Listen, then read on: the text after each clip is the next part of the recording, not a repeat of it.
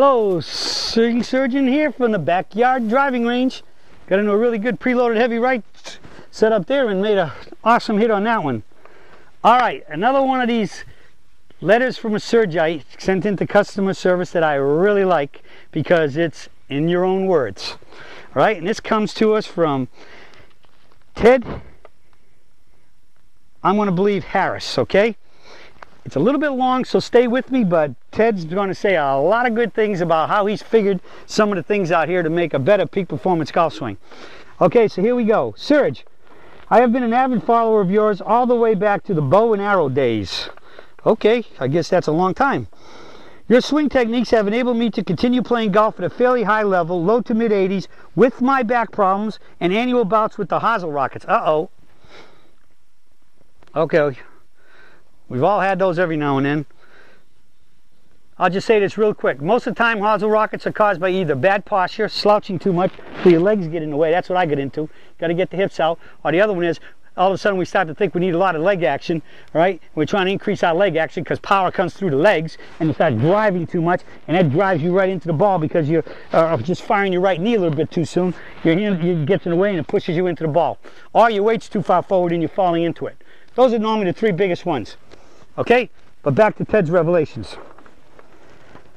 When the rockets were launching on a more consistent basis, I purchased all hybrid clubs all the way down to a wedge, which allowed me to continue playing golf without affecting my scores too badly and make me my playing partners cringe. No Hosel on the hybrid. Well, there you go. Cured that one really quick, huh? They've even made no Hosel clubs, irons.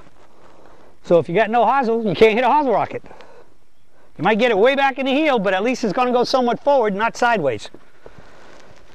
The past couple of weeks, I dedicated several hours dissecting my swing and trying to understand why my ball striking would be so good and leading me to believe I had finally solved the puzzle at the age of 60 after searching for 50 years.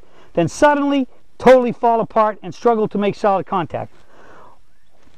Most of us go through that problem, even poor guys, right? Something gets out of position. And the big thing I said is, what is secret? Remember I said I got 5 secrets? They're secrets until you know what they are. After they become secrets, they become rules, right? Rule number 5 is, when you hit a bad shot and you say to yourself, what did I do wrong? The answer is, who cares? Do the next one right. This is where people get in trouble, all right? We all get into that trouble. I mean, not me though, because I live by rule number 5. I figured them out and I live by them.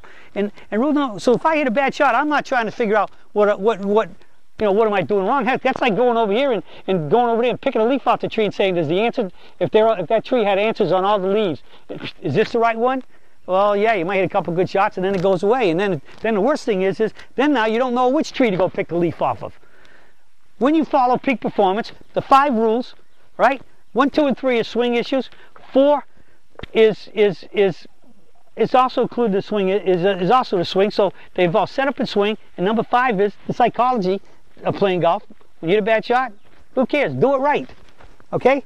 So that's the biggest thing that you can start helping you all out. Go back to your fundamentals of setup, grip, stance, posture, alignment, and then into the swing setup. In the mid, up the tree, in the mid, up the tree, wide knees, outward pressure, you know, all the basics to the fundamentals of the setup and swing of the peak performance golf swing, which is the body-friendly swing according to physics, physiology, the way God created the world to play golf. Okay, back off the high chair now. I'm at the podium, but we'll stop podiumizing right now. What I discovered was during the good times, I was on and on with good dynamic balance, but when the bad shots started appearing, I was staying on my right side and not transferring properly into the forward upswing. Hello? So there you go. You've already now identified what your one big problem is. So now when you say to yourself, what I do wrong, you already kind of know what you got. So you just say, hey, my tendency is to go there. Now I want to make sure I get preloaded heavy right. If I'm right, the only way I can, if I'm preloaded heavy right and I've loaded into my right leg, I can push off. If you're not on and on, the very thing that's likely happening is you're making some type of swing and getting on your left side. How can you push off? You're on your left. Everything's out of balance. And if you're on your left side and you're ahead of it, then you're coming down steep and on top of the ball, and there could be another great Hosel rocket producer. Okay? I have to admit, this part of the swing has always caused problems for me, but when done correctly, gives you a ball majestic flight, causing me to say to myself, did I hit that shot? What I realized watching your daily video from the backyard driving range and seeing your opening swing was that you transfer your weight to the forward side completely and effortlessly to the point you are balanced on the toe of your right foot. So what he's saying is, I'm here all the time. When you have rolled over to the outside and you've gotten to the tee finished, the reason why we get to the tee vertical is we straighten up because we don't want to stand back here because that puts weight on the foot. When I get up here, I could actually do this and walk out. Okay?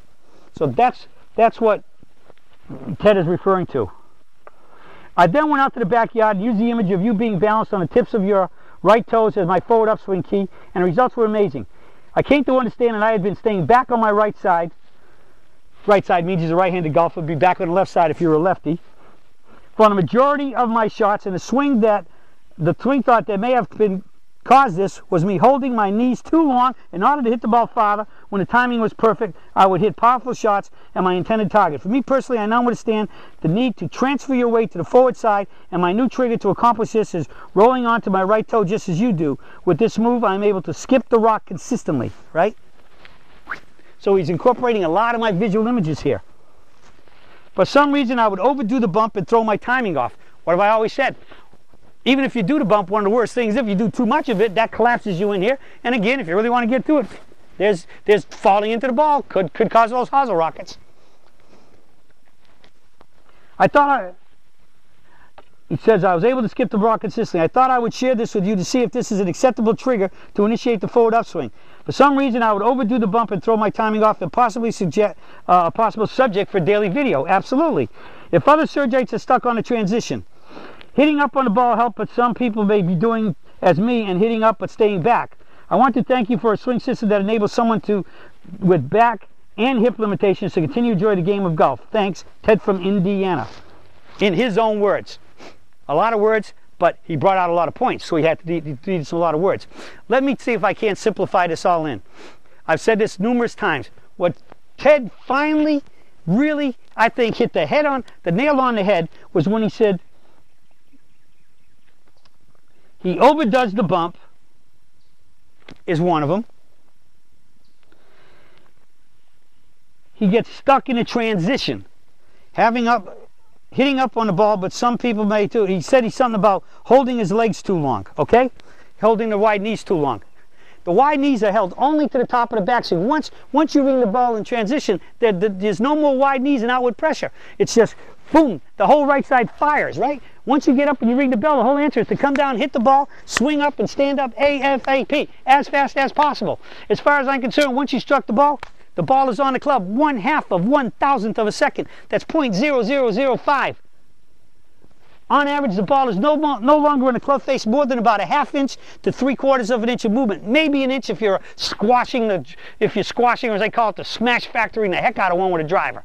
And it's really flattening out on the face because of the club head speed and the flatness of the face, where it's staying on there because you're swinging more level, going through a little bit longer. Even though you're swinging up, it's a little leveled out a little longer. It might be maybe an inch. But that's it. Everything happens in golf ball in less than 1 inch of impact. That's scary, isn't it? But the key is if you're hanging back, if you've held your right knee, you're hanging back. And then now you've hit it to there, and now your hands are coming up, which is going to keep you there. And I've seen a lot of people hit a golf ball like this, and they get like that, and they go, I'm there. Yeah, that's a day late and $1 short, if not 2 days late and $2 short.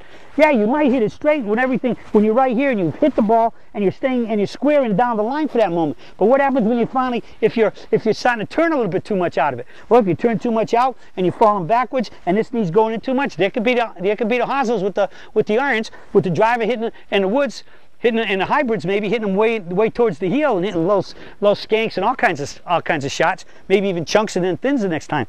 But the whole key is I think the biggest nail you hit on the head right here was holding the outward pressure too long. The outward pressure is only to ring in the bell. Once you've rung the bell, and it is time for that whole right side to fire and swing up, everything, both hands and arms, and the right side hits that ball, and that right side, in my mind, is chasing my club up to the finish to get into the tee, finish square to the target. I am exploding off of this.